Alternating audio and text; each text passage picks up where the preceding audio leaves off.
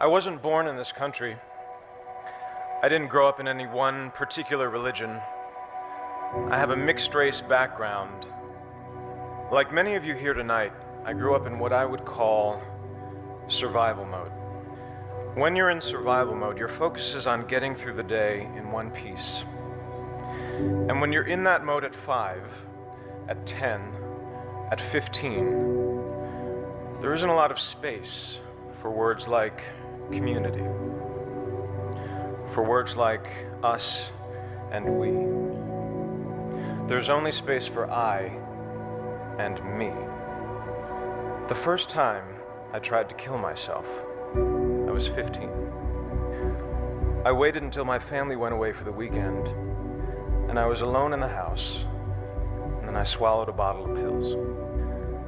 I don't remember what happened over the next couple of days, but I'm pretty sure come Monday morning, I was on the bus back to school, pretending everything was fine.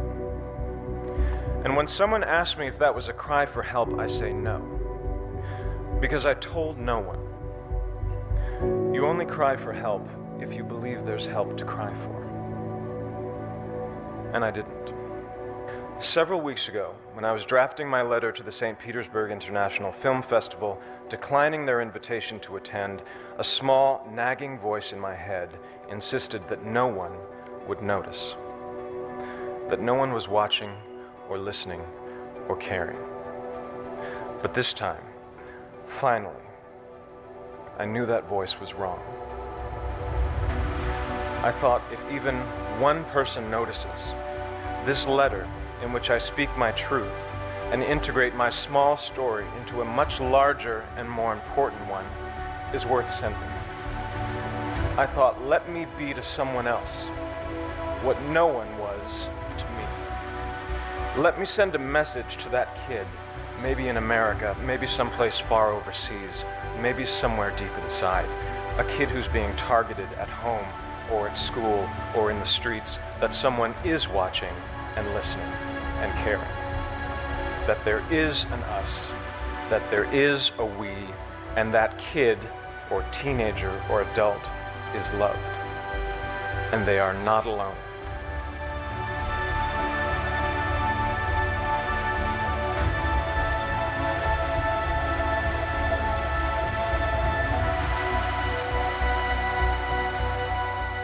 아버지, 우리가 한 공동체로 주님 앞에 나아갑니다. 하나님, 우리가 주변이나 상황이나 어떤 것을 바라보지 않고 오늘도 하나님만을 바라보며 우리가 하나님 안에서 누구인지, 하나님이 어떤 분이신지 우리 영상에서 보듯이 하나님을 바로 알고 나를 알 때 얼마나 우리가 견고하고 흔들리지 않을 수 있는지를 보게 됩니다. 사랑하는 주님 앞에 이 시간에 다시 한번 그 하나님 때문에 감사하고 하나님을 찬양하며 나아갈 때 주님, 우리의 예배를 받아 주시옵소서. 처음부터 마지막까지 함께 하시고 이곳에 함께하지 못한 우리 조집사님의 허리를 주께서 고쳐주시며 그 마음에 주님의 복음이 정말 살아 역사하여 사랑하는 아들 삶에 정말 생명으로 주님께서 아들을 치유하시고 회복시키시고 변화시키는 일에 하나님께서 역사하여 주옵소서. 감사합니다. 모든 시간 주께 맡겨드리고 예수 그리스도의 이름으로 기도합니다. 아멘. 마지막으로 이 찬양하고 같이 기도하며 나아갑니다.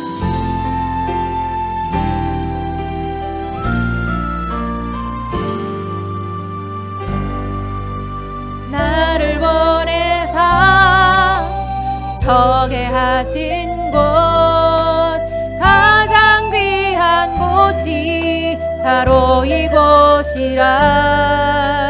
내게 주신 곳 광야와 같아도 믿음과 소망 가지고 최선을 다하리. 나의 작은 삶, 나의 작은 삶 주께 드릴 때 나의 삶을 통해 주 영광 받으리.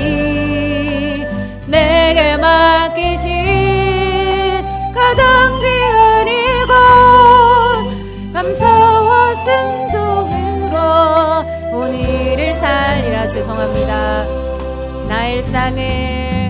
나의 일상을 통해 하나님께 영광을, 나의 복음을 내게 맡기신 이곳 나를 부르신 아멘. 하나님의 나라가 이루어지길 원합니다. 다시 한번 나의 작은 삶 죄송합니다. 나의 작은 삶 주께 드릴 때 나의 삶을 통해 주 영광 받으리. 내게 맡기신 가장 귀한 이곳 주님 오늘을 살리라. 나의 일상을 통해 나의 일상을 통해 하나님께 영광을 나의 일상을 통해 생명의 복음을 내게 맡기신 이곳 나를 부르신 곳에 하나님의 나라가 이루어지길 원합니다. 나의 일상을 통해 나의 일상을 통해 하나님께 영광을 나의 일상을 통해 생명의 복음을 내게 맡기신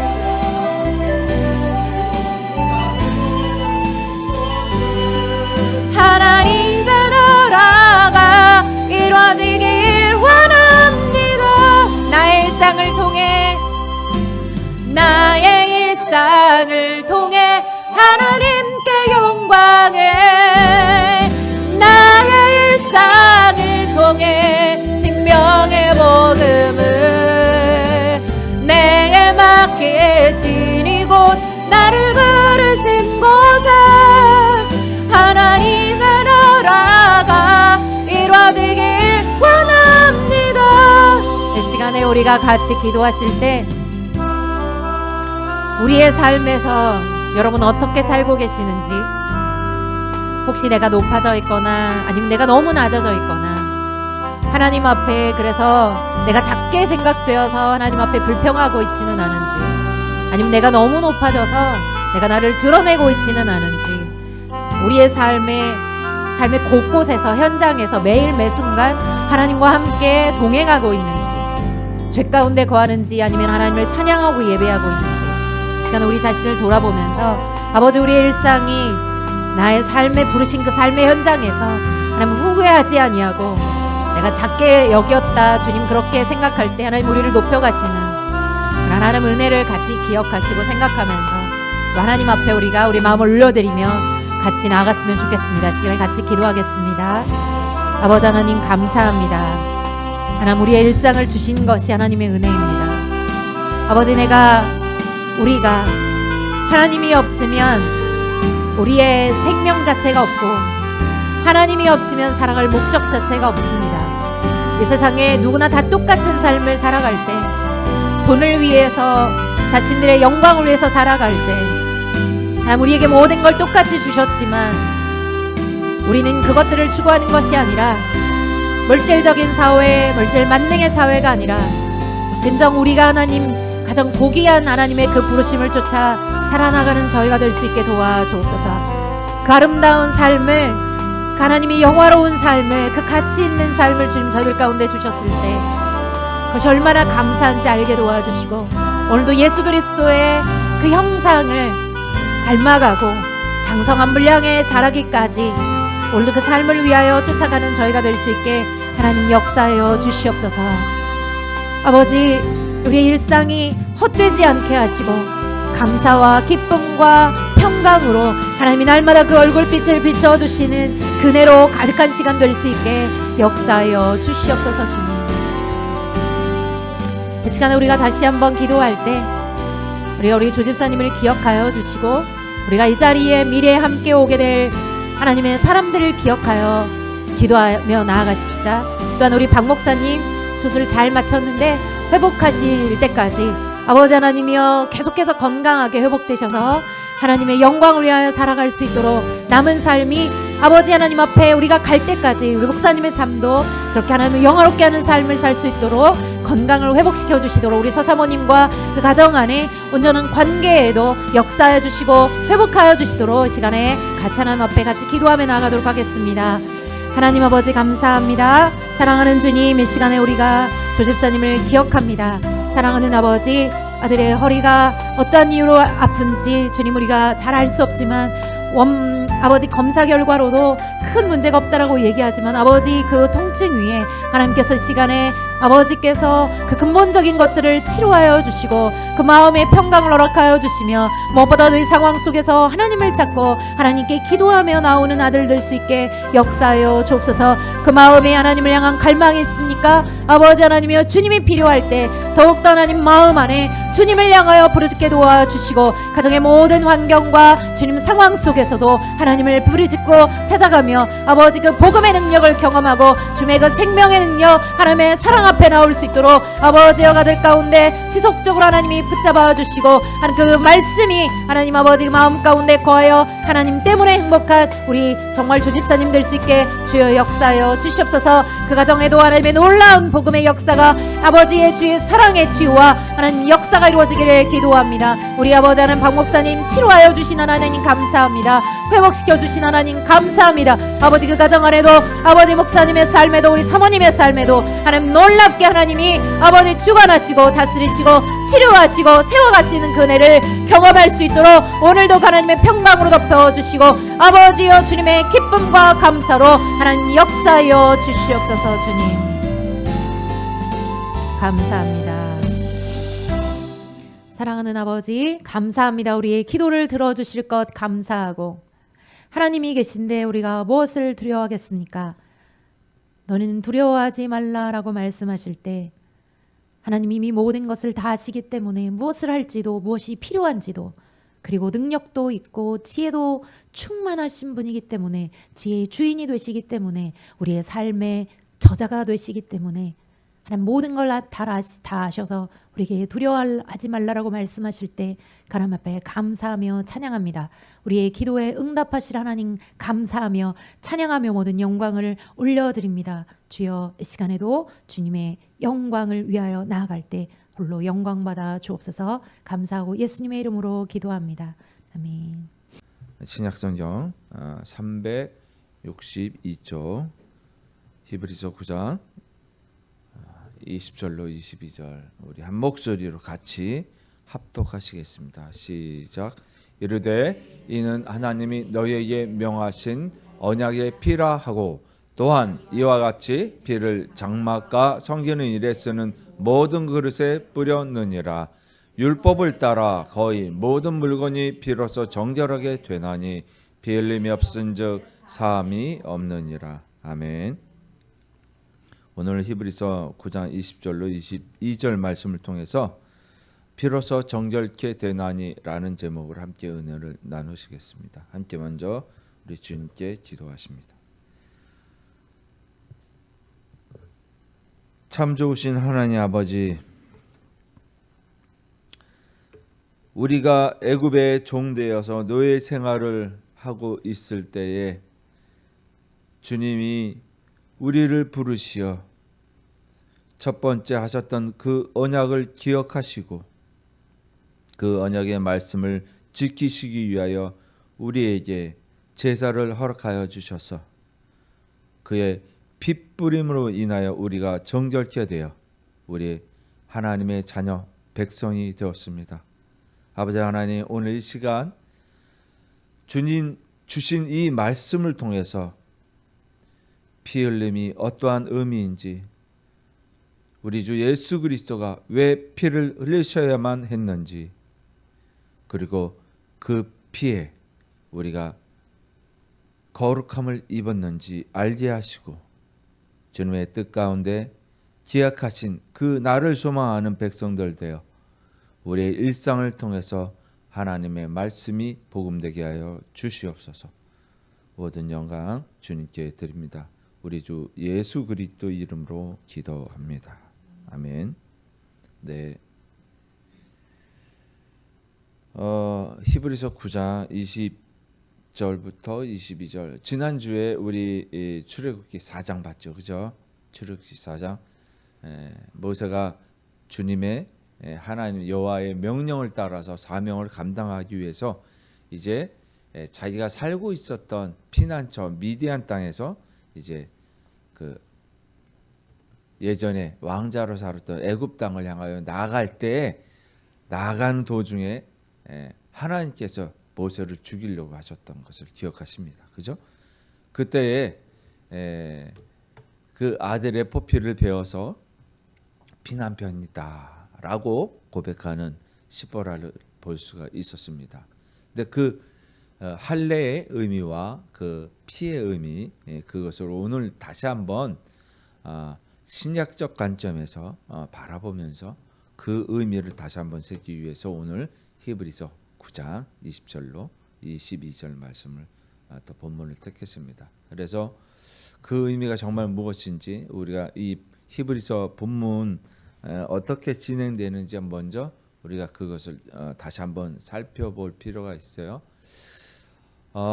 이 앞절에서 우리가 이 9장 20절, 22절, 앞절 14절에 보면 이렇게 쓰여져 있습니다. 한 목소리를 읽을게요. 시작. 하물며 영원하신 성령으로 말미암아 흠없는 자기를 하나님께 드린 그리스도의 피가 어찌 너희 양심을 죽은 행실에서 깨끗하게 하고 살아계신 하나님을 섬기게 하지 못하겠느냐. 이로 말미암아 그는 새 언약의 중보자시니 이는 첫 언약 때에 범한 죄에서 속량하려고 죽으사 부르심을 입은 자로 하여금 영원한 기업의 약속을 얻게 하려 하심이라. 자, 모세가 살았던 배경은 옛날 구약 속에 있어요. 그죠?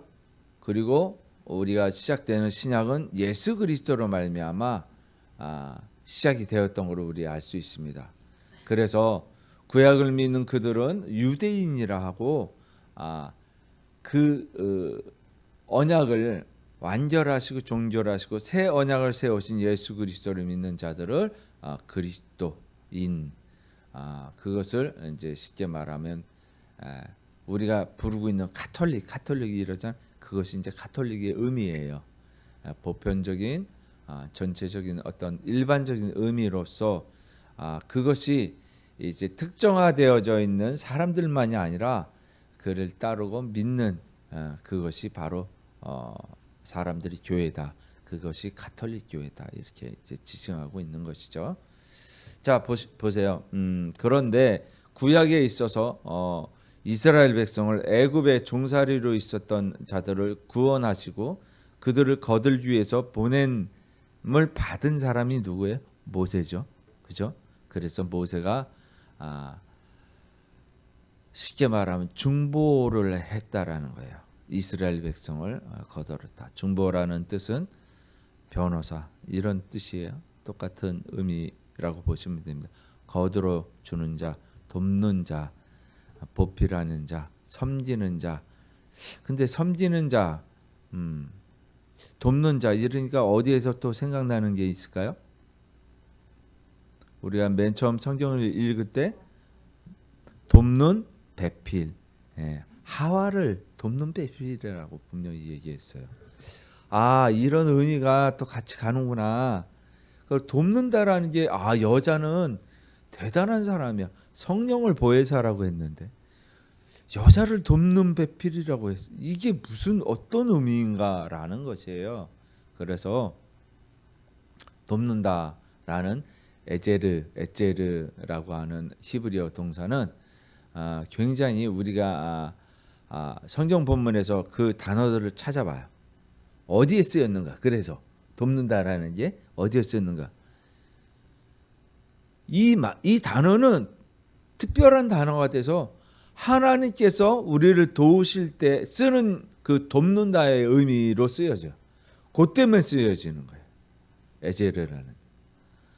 그러니까 돕는다라는 것은 이건 보통의 의미가 아니다. 하늘에서 돕는다는 의미라는 거예요. 그죠? 그러면 이 굉장히 영적인 의미인데 그러면 하와가 그만한 존재인가? 그렇게 돕는 배필로 지음을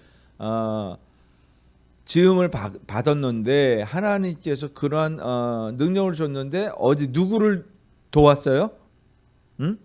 죄를 범하는데 도와서 사단을 도왔단 말이에요. 예, 그죠? 자, 우리 이 사실을 기억해야 돼요.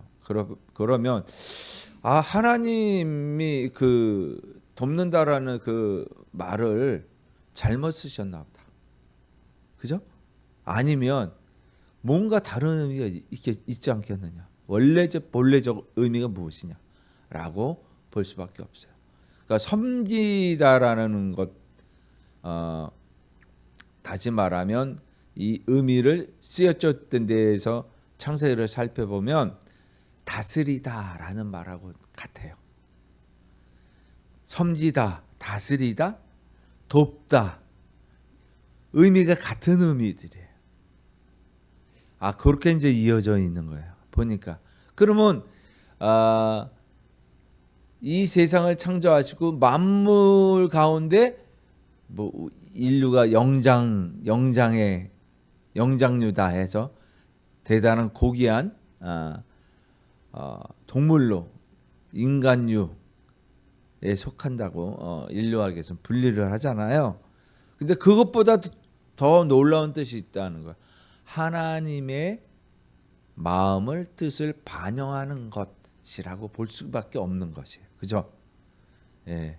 그래서 남자와 여자를 창조하시되 이렇게 말씀을 하셨어요. 그때 아담이라고 얘기도 안 하고 하와도 얘기하지 않았어요. 그래서 이와요. 이래서 남자와 여자 이런 뜻이에요. 자, 이것이 굉장히 우리가 알고 있는 영어에서 man 앞에 w woman 예? 그런 뜻이란 말이에요. 자, 이게 무엇을 의미할까요? 그러면 우리가 한번 생각을 해봅시다. 지금 오늘 히브리서 9장을 보고 있는데 왜 이런 말씀을 드릴 수밖에 없냐면 이것이 다 연결되어져 있다는 거예요. 다시 말해 섬기고 돕고 다스리고 이것이 뭐냐면 어디에서부터 왔냐면 하늘에서부터 온 하늘의 일이라는 거예요. 이것을 이야기를 이제 창세기 1장 27, 8절을 쉽게 말하면 창조 언약, 창조 사명이라고 얘기를 해요. 우리가 맨 처음에 받은 사명이 뭐냐면 바로 이 말씀이라는 거예요. 돕는다, 섬긴다라는 것. 그래서 이 만물을 모든 만물에 지어진 그 만물에게 복을 주시고 그 복을 더하시기 위해서 잘 하늘의 뜻을 대신해서 잘 돕고 다스려라. 인류에게 주신 사명이에요. 남자와 여자에게 주신 사명이라는 거예요. 이 사명을 창조 언약. 그래서 그렇게 되면 복의 복을 더욱 주고 그래서 안식하셨던 그 안식에 들어가게 한다는 뜻이에요. 모든 만물이 인간으로부터 안식을 누리게끔 결국 일곱째 날을 주시기 위해서 누구를 사용하셨냐면 사람을 사용하셨다는 뜻이에요. 그 사람을 통해서 하나님의 나라예요. 그것이 바로 하나님의 성소 에덴이 그 뜻인데 그래서 하나님의 나라에 들어가게 하시는 그 명령을 받았다. 그렇게 하시겠다고 이미 설계를 다 해놓으신 거예요. 창세기에서 설계를. 그래서 그것을 약속하신 거예요. 그래서 창조 언약이라고 얘기를 해요. 신학적인 용어이지만 이제 우리의 개념을 잘 알고 있어야 돼요. 그런데 우리가 어떻게 됐어요? 그 사명을 감당하지 못했으니까 당연히 어디 안식에 들어가지 못할 수밖에 없는 거죠. 그죠? 그때 생겨난 게 뭐예요? 평강이 아니라 불안, 걱정, 근심. 그죠? 그러니까 걱정이 되니까 나를 지키기 위한 일에 몰두를 하죠. 그것이 처음에 제사를 드렸을 때 나타나는 게 바로 아벨의 피였단 말이에요. 그죠? 가인이 그것을 통해서 나타나 보인 거예요. 우리의 마음속에 뜻과 생각들. 그러니까 우리 내면에서도 똑같이 작용을 하는 거예요. 이것이 숨겨져 있는 거예요. 우리가 죄를 짓고 나서 가지고 있는 것이 불안과 염려와 근심, 나를 지키기 위한 이런 강박이 이미 코딩이 되어져 있는 거예요. 몸에 배어지기 시작해서 저절로 그것이 뭐냐 본능이 되어버린 거예요. 안식에 들어가지 못하니까. 그러니까 평화로운 곳에 가지 못하니까. 그래서 그의 후손 에녹의 이름을 따서 성을 쌓는 거예요. 그렇죠? 더 강화시키는 거예요. 나를 지키기 위해서. 이것이 쭉 이어져 오는 창세기에서 우리에게 보여주신 하나님의 우리의 과거의 역사, 우리의 본래의 모습 속이 왜 시작이 되었는지를 보여주는 사건들입니다. 이해가 잘 되실 거예요. 아, 그렇구나. 그러면 나에게도 그런 게 있어. 그래서 이스라엘 백성들도 마찬가지로 그런데 오랫동안 살다 보니까 우리가 어떻게 돼요? 그 불안을 단연한 것, 이기적 속성을 단연한 것으로 내 것으로 알고 살아가게 된 거예요. 그것이 노예 근성이다. 단연하게 생각해요. 우리 속에 노예 근성, 즉 사단이 어둠이 준 노예 근성이 배어져 있는 거예요. 그 노예 근성으로 말미암아 이게 좋고 저게 좋고 모르겠어 이렇게 사는 거지 뭐. 그리고 그 안에서 우리는 인생을 논하고 있는 거예요. 그 모든 철학자들이 그 안에서 논하는 거예요. 벗어나지 못해. 근본적인 원인을 모르니까. 이 여태껏 철학의 질서는 바로 그 안에서 이루어져 왔던 것이에요. 니체는 사랑을 위하여 얼마만큼 피를 흘려야 하는가. 그가 사랑했던 연인에게 그 편지를 보내면서 그렇게 썼던 구조를 제가 중학교 때 읽었던 것들이었는데 기억이 나서 그 니체는 무엇을 얘기해? 신은 어떻게 해요? 죽었다. 신은 자기가 생각하고 있는 영역 밖에 있는데 자기 안에서 신은 죽었다 이렇게 얘기한 거예요. 무슨 얘기인 줄 아세요? 사랑을 위해서 피를 많이 흘려야 된다라는 것 현상만 느끼고 있는 거예요. 그만큼에 대한 고통과 고충과 어려움 그런 식으로 피를 흘려야 한다고 표현을 했겠죠. 그 시인의 마음속에서는 자기가 알고 있는 연인 그 관계밖에 볼 수밖에 없었던 그것을 인생의 의미다라고 철학자는 단정을 하고 신은 죽었다. 내가 가지고 있는 사랑이 더 위대하다. 라고 얘기한 거예요. 자, 그렇다면 그도 피를 이야기했어요.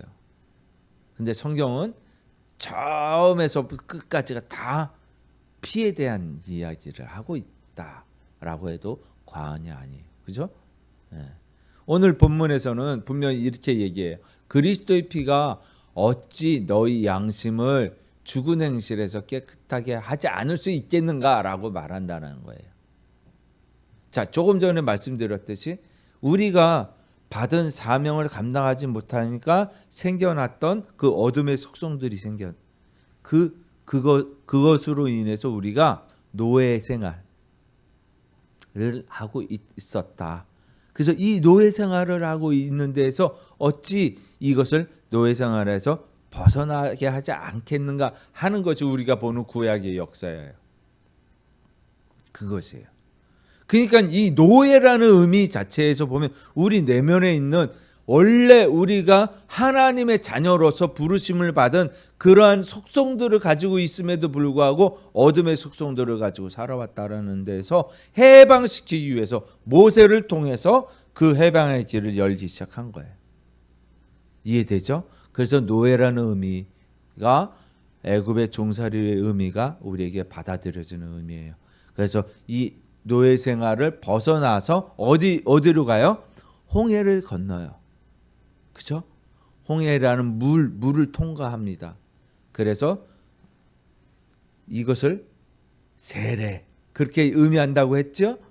홍해 건넌. 그래서 우리가 그 어둠의 속성들 우리가 가지고 있는 그 어둠의 속성들을 씻겨 버리고 홍해에서 이제 하나님의 산 신의 산에서 이제 하나님과 함께 하고 있는 거예요. 함께 하고 있는. 그래서 그 신의 산에서 하나님의 거룩한 말씀을 듣고 아멘, 아멘, 아멘 이렇게 언약을 체결한 언약서를 낭독합니다. 모세가. 그죠? 우리가 이제 보고 있는 출애굽기 24장에 보면 그 언약서를 낭독을 해요. 이렇게 해서 약속을 하자. 맨 처음에 이 세상을 창조했을 때 언약하신 것이 있었어. 그것이 창조 언약이야. 그래서 그 사명의 언약을 하시고 복을 주신다는 안식의 복을 주신다는 그 언약이 있었어요. 근데 그 언약이 다시 말하면 우리로 인해서 깨져버렸죠. 그러니까 그것을 계속적으로 신실하신 하나님이 끌고 가셔서 씻기시고 강보에 싸서 그죠? 핏덩이가 된 그 자녀를 이사야서는 그렇게 얘기하는 거예요. 그렇게 안아서 너를 곱게 치장을 하고 길렀다 라고 하나님이 얘기하죠. 그래서 신의 산에서 복을 주시는 거예요. 그 언약 다시 약속을 또 확인시켜줘. 나는 약속을 저버리지 않아. 그러니까 이렇게 저렇게 하자. 아멘. 대답을 했던 게 바로 신의 산의 언약. 우리가 알고 있는 그때 받았던 것이 십계명. 그죠? 그 십계명을 신약에서는 그것도 어렵니? 이 두 가지야. 하나님을 사랑하고 이웃을 사랑하는 거야. 사랑한다는 의미가 어떤 의미를 가지고 있느냐를 말씀드리는 거예요. 그것이 바로 하늘의 사명, 돕는다, 섬긴다, 다스린다, 사랑한다. 이 의미라는 거예요. 그래서 그 의미를 다 끌고 오는 거예요. 다 가지고 있는 거예요. 자, 봅시다. 오늘 본문에서 분명히 이야기하고 있는 게 언약이라는 얘기가 나와요. 언약의 의미를 확실하게 알아야 돼요.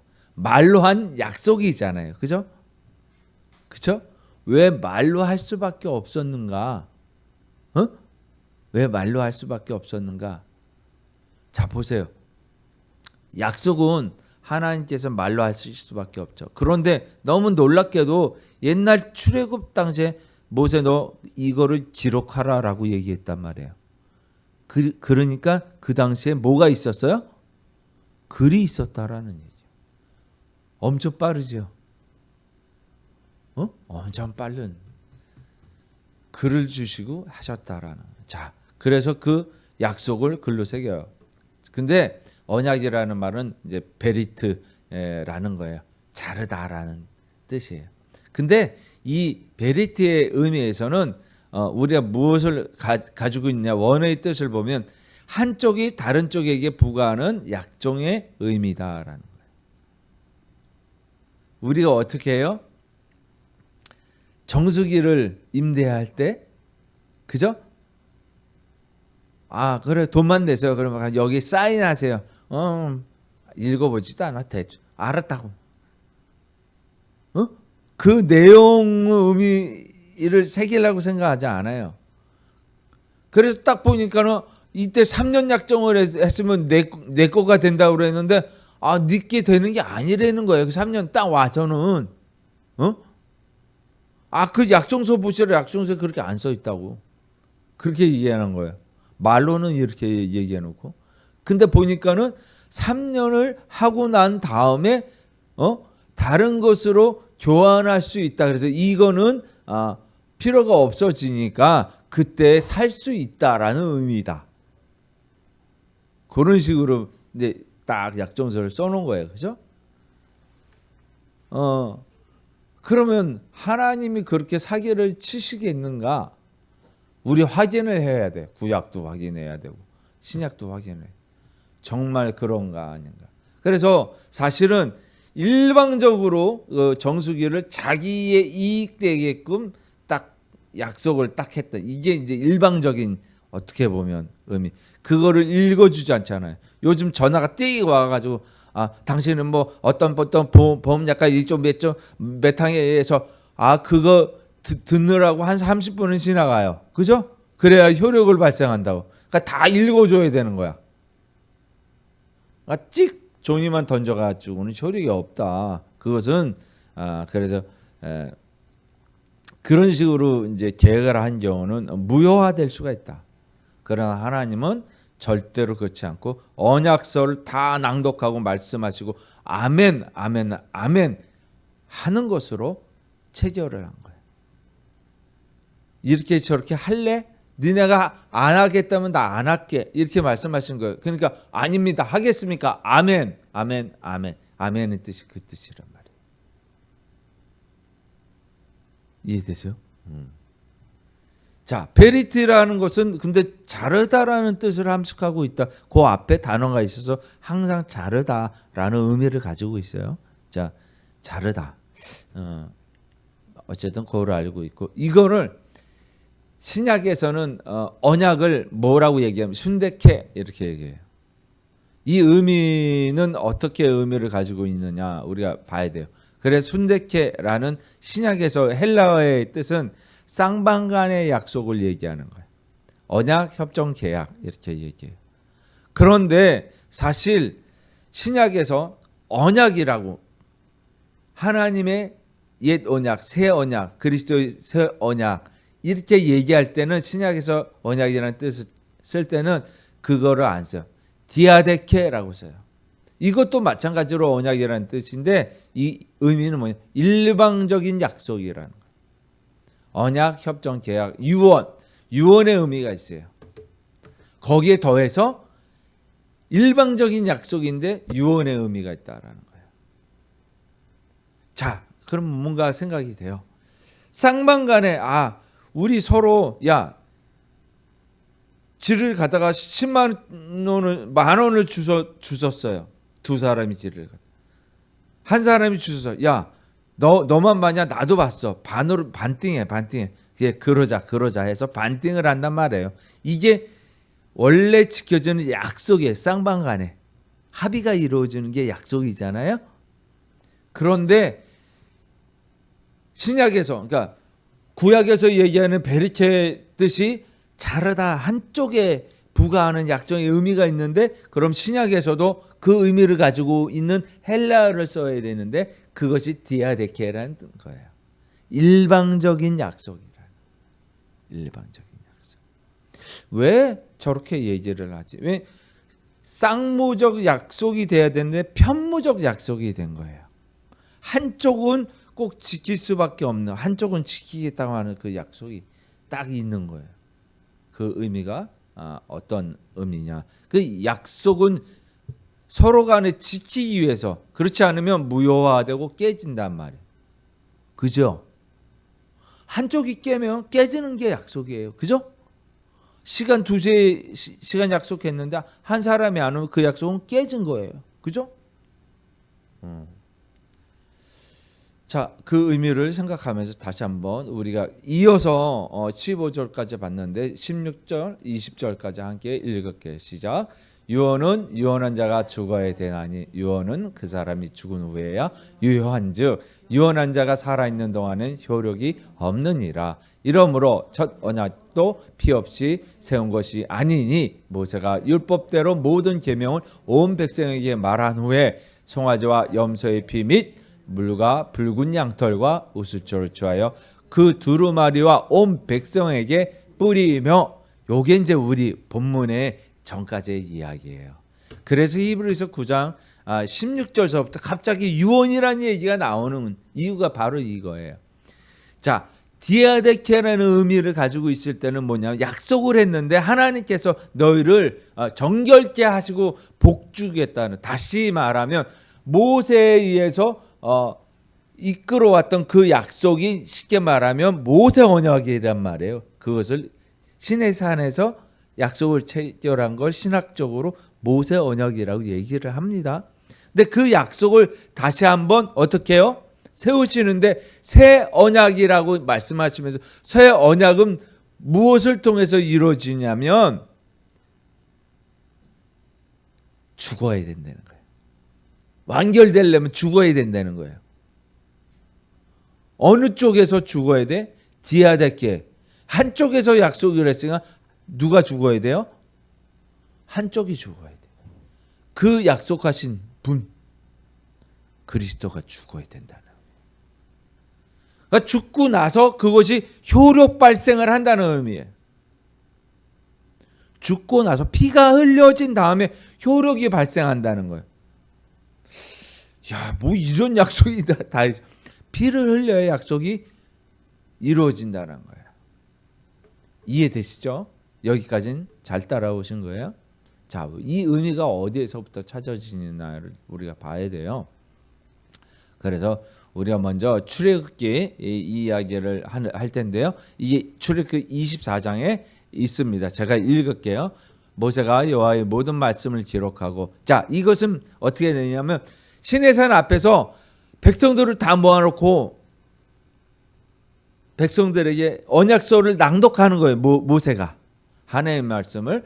이른 아침에 일어나 산 아래에 제단을 쌓고 이스라엘 12지파대로 12기둥을 세우고 이스라엘 자손의 청년들을 보내어 여호와께 서로 번제와 화목제를 드리게 하고, 모세가 피를 가지고 반은 여러 양푼에 담고 반은 제단에 뿌리고, 이 사실이 중요해요. 반은 여러 양푼에 담고 반은 제단에, 이미 반은 그 피를 반을 담아놨어요. 근데 반은 이미 뿌렸어. 그러니까 반은 없어졌어. 제단에 뿌렸어요. 이제 양푼에 담아 있는 피가 있습니다.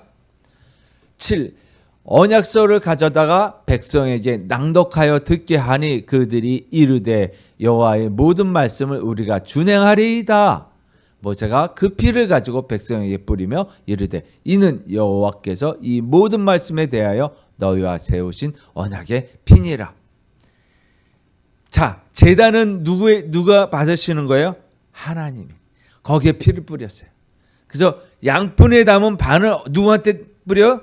백성들에게. 이게 언약서에 피를 뿌린 거예요. 자, 지금 말씀드린 걸 이제 우리가 본문 구절에서 찾아서 확인한 거예요.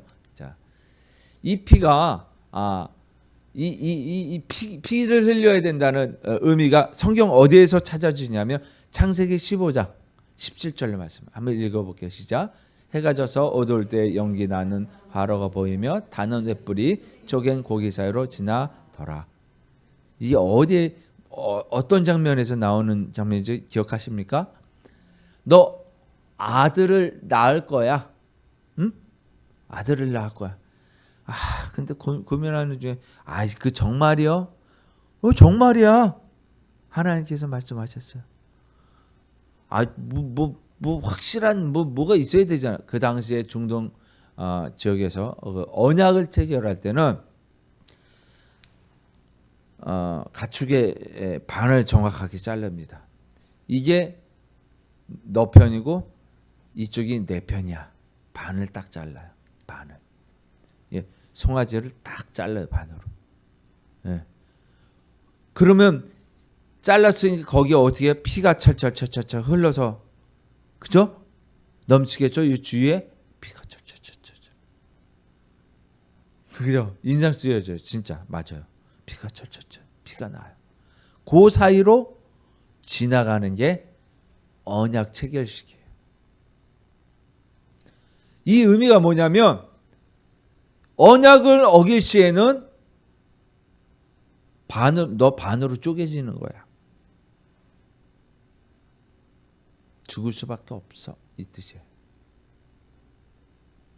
이해되시죠? 그 사이로 횃불이 지나가더라. 하나님 여호와의 영광이 그 사이로. 그래서 약속을 하시겠다는 하나님 오신다는 거 안 오신다는 거 지치는 거야. 거기에 막 독수리가 막 앉기도 하고, 그죠? 사체 위에 먹으려고 앉잖아. 그거 막 쫓고 막 그러다가 약간 꼬박꼬박 졸고 있는데 이렇게 보니까는 그 사이로 횃불이 싹 영광이 지나. 약속하신 하나님. 내가 이 약속을 지키지 않을 때는 이렇게 쪼개질 것이야. 피 언약을 하신 거예요. 여기에서 시작이 되는 거예요. 성경의 의미는 하나도 허투루 된 것이 없다라는 걸 느끼실 거예요. 그 의미가 정결 예식이라는, 이것을 이른바 정결 예식이라는데, 요한복음 3장 25절 읽을게. 시작. 이에 요한의 제자 중에서 한 유대인과 더불어 정결 예식에 대하여 변론이 되었더니, 세례 요한이 옥에 갇힙니다. 세례를 주다가, 근데 제자들이 와서 선생님이 지금 옥에 갇혀서 세례를 못 주는데 지금 세례를 주고 있는 다른 사람이 있어요. 그 사람이 예수라는 사람인데, 아시잖아요. 저번에 말씀도 하셨잖아요. 엄청나게 사람들이 몰려옵니다. 근데 요 중간에, 그래서 그러면 니네가 좀 물어봐라. 그가 정말 오실 메시아인지 그 성경에서 이야기한 메시아이신지를 물어봐라. 세례요한도 긴가민가 하고 있었던 거예요. 그전에는 확실하게 얘기한 것 같아서, 하나님의 세상 죄를 지고 가는, 보라 세상 죄를 지고 가는 하나님의 어린 양이로다, 이렇게 얘기해 놓고, 이제는 좀 물어봐. 그래? 세례를 한대? 그래? 그분이 그러면 세례라는 게 보통 내가 대단한 사람이 아무나 주는 게 아닌데, 이거는 메시아만이 할 수 있는 건데? 그럼 그분이 메시아인가? 좀 확인 좀 해줄래? 이렇게 물어본 거예요. 이해되세요? 그래서 그렇게 물어. 세례라는 의미가 뭐하고 연결되어져 있다? 결국 언약, 약속하고 연결되어져 있다는 거예요. 네. 그러니까 세례요한이 이 말을 하기 전에 요 말을 중간에 있는 거예요. 제자 중에 한 유대인과 더불어 정결 예식에 대한 변론이 되었다라는 거예요. 정결 예식에 대해서. 이 정결케 되는 예식이 있어야 되는데, 이 세례라는 예식이 있어야 되는데, 이거는 어떻게 이거는 그냥 아무나 주는 게 아니야. 세례는 어떻게, 누가 더러운 자가 목욕을 시켜줄 수 있어? 연탄강에 들어서 새카맣게 된 사람이 자식을 씻겨주고 있는 거야. 다 씻겨줬는데 자꾸 이제 닦고서도 이게 검은 게 묻어. 닦고, 왜? 자기가 시커머니까. 이게 세례가 아니잖아요. 그죠? 즉 다시 말하면 온전한 하나님의 세례. 그래서 성령 세례를 얘기하는 거예요. 물 세례가 아닌, 이제는 오실 메시아 성령 세례를 하늘에서 깨끗하게 해주시는 것. 그것이 하늘에서 편무적 약속, 그 약속을 이루러 오시는, 한쪽에서 우리는 져버렸지만 한쪽에서 약속하신 그 약속을 기다리는 거예요. 그래서 이것을 쉽게 말하면 구속 언약, 이렇게 얘기하는 거예요. 신학적으로는 더 이상 가지 않을게요. 굉장히 어려웠죠. 그래서 구속 언약이라는 것 자체가, 구속하였다라는 뜻이 무슨 뜻이다? 값으로 주고 샀다, 이거예요. 값을 치렀다, 그런 뜻이에요. 자, 계속 우리가 지난 시간에 읽었던 본문 중에 하나가 베드로전서 1장 18절에 19절에 또 읽어볼게요. 시작.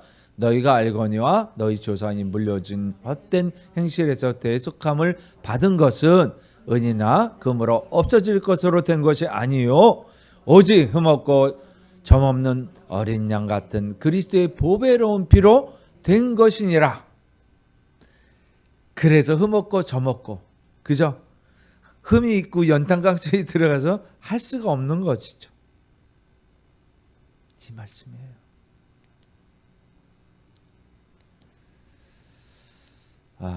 세례의 의미 다시 한번 우리가 로마서 6장에서 찾아봤습니다. 읽어볼게요. 다시 한번 시작.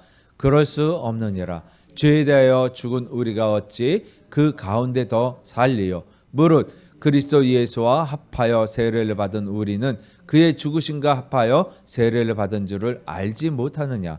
그러므로 우리가 그의 죽으심과 합하여 세례를 받음으로 그와 함께 장사되었나니 이는 아버지의 영광으로 말미암아 그리스도를 죽은 자 가운데서 살리신과 같이 우리로 또한 새 생명 가운데서 행하게 하려 함이라. 이해가 되죠? 자, 다시 한번 우리가 찾아볼게. 아까 말씀드렸듯이 언약, 히브리어로 베리케, 어떤 의미를 가지고 있다? 자르다. 자르다라는 거예요. 반으로 쪼개 잘랐어요. 근데 그 자르다가 지난 시간에 이어서 제가 신약에서 그 의미를 다시 한번 새긴다고 했죠. 그것이 뭐야? 디아데케. 한쪽이 일반적인 약속인데 그것이 뭐야? 지난 시간에는 그 세례의 의미를 어떻게 할래? 자르다. 포피를 자르다. 그죠? 지금은 어떻게 해요? 할례는 어디에 한다고요? 마음에 하라 그래요. 자르다. 옛 그 우리가 가지고 있던 죄를 범했을 때 그 어둠의 속성들을 잘라내는 거예요. 그 생명이 이어지지 않게 계속 습관화되어진 본능으로 되어진 생명으로 살아가지 않도록 그걸 잘라내는 거예요.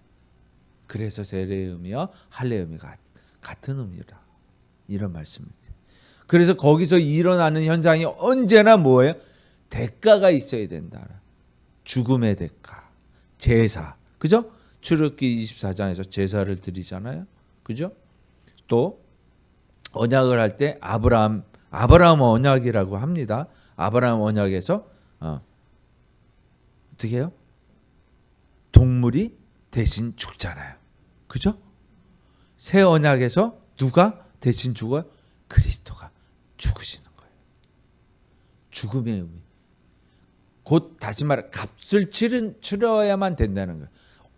누군가가 그 대가를 지불해야만 된다는 거예요. 약속의 의미가 효력을 발생하려면 대가가 지불돼야 된다. 도장만 말로만 이게 꽝 찍어가지고 되는 게 아니에요. 그만큼 담보물이 제공되어야 된다. 은행에서 담보대출을 받으려면 똑같은 대가의 그죠? 대속물을 줘야 돼. 부동산 담보를 하든지. 그죠? 그런 의미예요. 그게 약속의 의미예요. 너 돈을 갚을래? 그래 갚겠다면 네가 담보, 보증을 세워. 그거예요. 우리의 보증이 되시는 누구요? 예수 그리스도. 우리의 보증이 되시는 성령. 그래서 보증이라는 말이 같이 따라올 수밖에 없는 거예요. 그래서 보혜사가 계셔야만 되는 거예요. 우리는 우리로 완벽해질 수 없어. 우리의 의로 하나님 됐어요. 나 의인이 됩니다. 자랑할 만하지 않아요. 하나님께 영광 드렸잖아요. 전 재산 다 드렸는데 보증 효력이 없어. 암만 그래봐야 소용이 없다. 너 연탄재로 범벅이 되어져 있잖아. 그래서 우리가 받는 그 모든 것은 은혜로 된다는 거예요. 우리의 의가 아닌 그것을 은혜 언약이라고 하는 거예요. 그래서 언약이라는 말도 엄청 많이 써요. 그죠? 창조 언약. 그죠? 모세 언약, 아브라함 언약, 구속 언약. 완성이 된 건 그리스도의 언약, 은혜의 언약으로 완성이 되는 거예요. 그 약속이.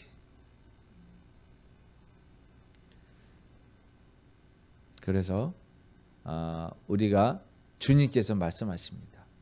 그 주님께서 뭐라고 말씀하세요? 오늘 드리는 이 본문에서 마가복음 14장에서 말씀하십니다. 읽어볼게요.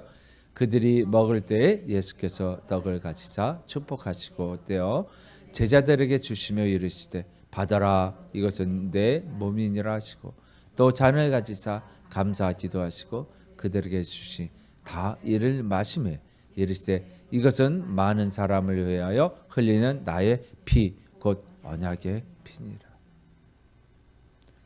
주님의 언약의 피. 신실하신 하나님께서 우리의 생명을 살리시고 구원하시기 위해서 주신 그분의 몸인 언약의 피입니다.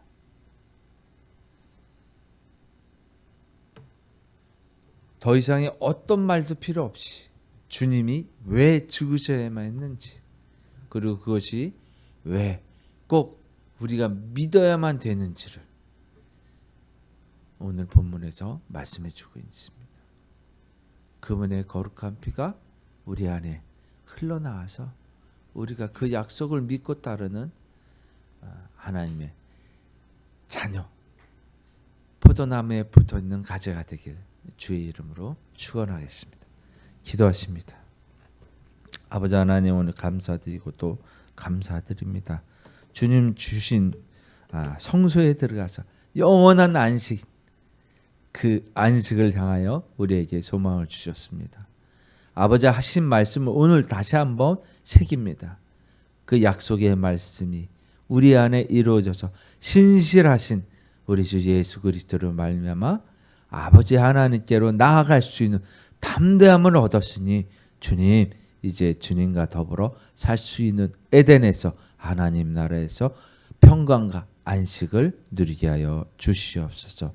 주님, 매일의 일상 가운데 하나님의 생명의 말씀이 선포되며 매일의 일상 가운데 생명의 복음으로 살아가는 저희들 되게 하여 주시옵소서. 모든 영광 올려드리며 거룩하신 우리 주 예수 그리스도 이름으로 기도합니다. 아멘. 예. 이 시간에는 우리 박윤숙 선교사님 나와서 믿음의 간증 고백하십니다. 많은 은혜 받으시기 바랍니다.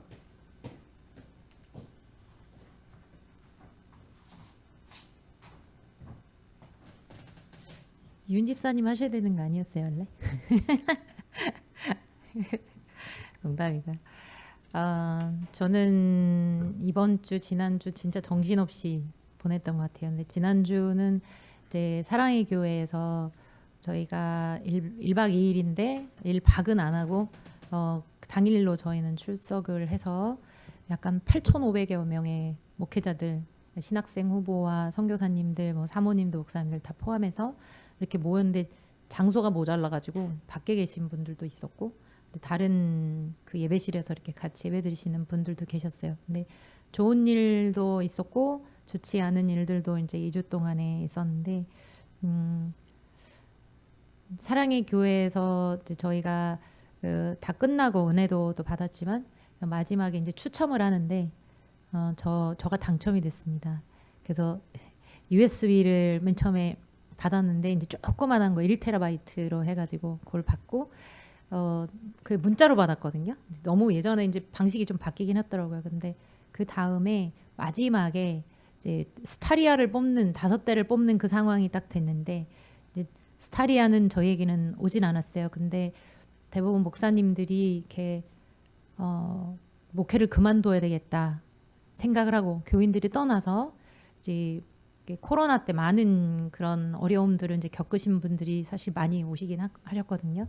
근데 그분들이 이제 뽑아가지고 한 2분인가 3분인가 그렇게 뽑으셨던 것 같아요. 그래서 내가 하나님 목회를 이제 더 이상 안 해야 되나요? 막 요 고민을 하고 있는데 스타리아를 딱 뽑으신 거예요. 그래가지고 와 이거는 뭐 할 말이 없네요. 그러면서 하나님이 더 하라는 마음으로 이렇게 주셨다. 그래서 그런 고백을 나누시기도 하시고 어떤 분은 100명이 넘는 교회인데 원래 100명이 넘는 교회는 그 자격을 안 주는데 이제 뽑히신 거예요. 근데 그 목사님이 오셔서 자기는 100명이 넘는다. 그래서 이거를 다른 분한테 주겠다. 근데 그거를 대신 뽑으신 또 하나의 목사님이 똑같이 본인도 하나님 저 이제 목회 그만둬야 될 것 같아요. 이런 생각을 하고 있었대요. 그분도 3분의 2가 나가가지고.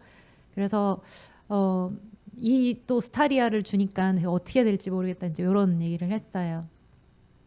그래서 오 목사님이 이제 그 차를 양보하신 분한테는 다른 선물을 대신 또 드리시고 그래서 다 뽑아간 다음에 이제 추가로 이제 성지순례 하는 거를 뽑았어요. 그래서 지난주에 사실 말씀은 안 드렸는데 20명을 50대에서 70대 사이에 20명을 뽑는데 제 이름이 갑자기 뚝 뜨는 거예요. 그 위에 막 이렇게 돌려서 하는 거예요. 그 추천 프로그램이 있어가지고 그래서 제 이름이 딱 있는데 번호가 틀려서 아 이거 나 아닌 것 같은데 제 전화번호 뒷번호가 틀리니까 근데 거기 다른 번호가 부여되는 걸 저는 몰랐어요. 다시 보니까 제가 된 거예요. 그래서 이거 나 이거 됐네? 그러고 멍 때리고 이제 그러고 있다 밑으로 내려가서 이제 다 절차를 밟았는데 배우자가 가게 되면은 반값으로 된다. 사실 그 코스가 바울의 성지순례 코스였어요. 바울의 전도여행. 저희가 사도행전 하고 있는 근데 목사님이 저희 신혼여행으로 거기 가고 싶어 했었고 올해 6월 달에 목사님들 부부 성경 공부 그룹이 거길 가고 싶어 가기로 다 했는데 목사님은 말은 안 하지만 사실 가장 큰 문제는 재정이었었죠. 근데 그거를 딱 뽑은 순간에 아 이건 하나님이 주시는 거구나. 남편 위해서 하시는 거구나 이 생각이 딱 들었어요. 저는 이미 여권이 만기가 올해 6월로 끝났고 목사님은 아주 오래전에 여권이 없어진 상태였고 그래서 이제 여권을 어쨌든 마련을 해놓고 제가 그 얘기를 처음으로 다른 사람한테 거의 얘기한 경우가 없었고 한 번도 하진 않았는데 제 중국인 교회 코스타리카 제가 마지막 선교지로 있었던 근데 그 친구한테 제가 그거를 보냈어요. 내가 지금 하나님 너 어떻게 지내니? 그래서 하나님이 이런 은혜도 주셨다. 우리가 이렇게 갔는데 여차저차 했다. 그랬는데 이 친구는 제가 이제 계속 하나님을 의지하면서 재정적으로 사는 거를 알고 있기 때문에 저한테 어느 날 그 얘기를 제가 보냈는데 답이 없고 뭐라고 썼냐면 제 이름이 글로리아니까 글로리아 너는 성공이 뭐라고 생각하니? 딱 묻는 거예요. 이 친구들은 사업을 하거든요. 아주 젊은 친구들인데 사업을 하면서 작은 사업을 하면서 자기가 회계, 재정 관련된 그런 금융 쪽에서 이 코인 무슨 사업을 하든지 뭐 이렇게 하고 있어요. 근데 예수님을 아주 잘 믿고 있는 친구들이고 저한테 성공이 뭐냐고 물었을 때 저가 이 교회를 시작할 때 하나님이 나에게는 교회가 숫자가 뭐 많이 늘어나는 게 아니라 거룩함을 위하여 있는 것이 이제 성공이다라고 말씀하셔서 그 얘기를 했는데 나는 교회 안에 있기 때문에 그럴지 모르겠지만 너는 사업의 영역에 있고 금융의 영역에 있으니까 너에게 성공은 무슨 의미니? 라고 제가 이렇게 하면서 나의 너를 향한 질문이다 이렇게 하고 던졌는데 얘기가 없어요. 답이 없더라고요. 그래서 이 녀석이 고민을 하나 보다 이제 그렇게 했거든요. 근데 이번에 이제 저희가 다른 얘기를 떠나서 이제 내년에 사역하게 될 그런 모든 것에 이제 제 이력을 보내야 되는 상황이 있었습니다. 제 이력서를. 근데 제가 이력서를 작성하면서 야, 나 이거 진짜 이 많은 것들을 내가 했어?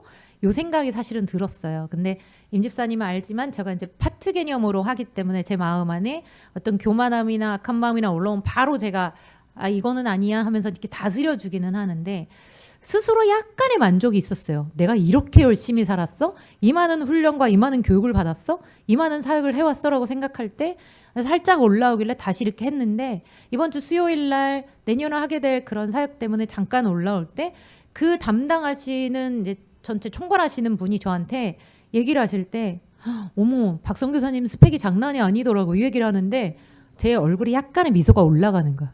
이거 뭐지? 그 순간에 제가 깨달았죠. 아, 내 마음에 요거를 자랑으로 삼고 있는 부분이 여전히 남아있구나. 내가 그래서 다시 하나님 앞에 바로 올려드리고 또 내 마음을 다스리는 시간이 있긴 있었어요. 그런데 내 마음속에 오늘 아침에 찬양할 때 조금 전에 하나님이 가장 작은 자를 사용하시는 그리고 이스라엘 백성도 가장 작을 때 하나님이 선택하셨거든요. 그리고 다윗이나 히스기야 왕을 하나님이 또 역대 상하에 기록된 모든 왕들을 하나님이 벌하시고 이 사람들을 하나님 책망하실 때는 이 사람들이 마음이 높아질 때였어요. 평안하고 좋아질 때. 제 마음속에 이걸 모르는 애가 아니에요. 그래서 하나님 앞에 다시 올려드리면서 오늘도 그리스도의 마음을 품으라는 그 말씀을 제가 오래전부터 계속 그 마음이 무엇인가라고 나에게 있어서 평생 나의 성공은 예수 그리스도의 형상을 닮아가는 저에게 목표거든요. 그러다 보니까 이런 유혹들이 올라올 때는 감사하게 그러한 것들을 배울 수 있어서 제 마음을 어떻게 다스리는지 하나님 앞에 올려드리는지에 대해서 참 감사하다는 생각을 하곤 있는데 마음속에 오늘 아침 다시 한번 하나님의 부르심이라는 찬양을 할 때 하나님 내 마음이 죽을 때까지 이 예수 그리스도의 마음을 품는 것만큼은 제가 포기하지 않고 싶습니다. 어떤 상황이 오더라도 내가 나의 성공이 아니라 정말 예수님을 닮아가는 그 성공. 그건 제가 예수전도단에서 한국 이름이 예수전도단이지만 저는 국제와염에서 한국 예수전도단 훈련을 받고 국제와염에서 제가 20년을 사역을 했잖아요. 그러면서 정말 저에게 가장 큰 목표는 그거였던 것 같아요. 그리스도의 성품을 닮아가는 것, 하나님을 아는 지식. 내가 하나님을 경험함을 통해서 아는 지식이었는데 그런 시간들을 가질 수 있도록 하나님 앞에 계속해서 나를 쳐서 복종하지 않으면 안 되겠구나. 하나님, 나는 죽을 때까지 나에게 어떠한 것을 내가 사역에 성공을 하고 이런 걸 꿈꾸지 않는다고 다시 한번 하나님 앞에 찬양하면서, 오늘 사실 이 내용을 나누려고 하지 않았거든요. 제 형부가 지금 암이 또 걸리신 상태고 그리고 또 박 목사님 사건도 갑자기 이번 주에 너무 많은 일이 있었어요. 선교사님들 찾아오고 막 그래서 브라질에서 칠레 선교사님 오시고 그래서 막 이분들 만나느라 정신없는데 또 제 일을 하느라 정신없고 하는데 막 이런 일이 터졌을 때 내가 정말 붙잡아야 될 분은 하나님 한 분이구나. 저 형부에게 혈액암이 이렇게 올 줄 몰랐고 또 박 목사님에게도 올지 몰랐던 이 모든 상황 안에 정말 더 겸손하게 되어져가는 그런 상황들 하나님이 허락하신 것 같아요. 그래서 여러분은 어떠한 것이 꿈인지 잘 모르지만 동일하게 어쩌면은 제가 데니스인데 그 이름이, 그 친구가 데니스에게 너의 성공은 무엇이니? 저의 성공은 예수 그리스도를 닮아가는 것, 그것이라고 말씀을 드리고 싶고요. 죽을 때까지 그 마음을 품는 것이라고 말씀을 드리고 싶어요. 근데 여러분에게는 어떤 것이 있을까 사실 궁금하기도 하고, 네, 그렇습니다. 그래서 이 하나의 교회가 그렇게 하나님을 향한 거룩함이, 우리 마음의 거룩함이 계속해서 그 영역에서 좀 성장하고 성숙하는 교회가 됐으면 좋겠다, 이런 생각들을, 제가 또 섬기는 자 입장에서 저 먼저 그렇게 되고 싶다는 생각을 많이 해보게 되는 것 같습니다. 이상입니다.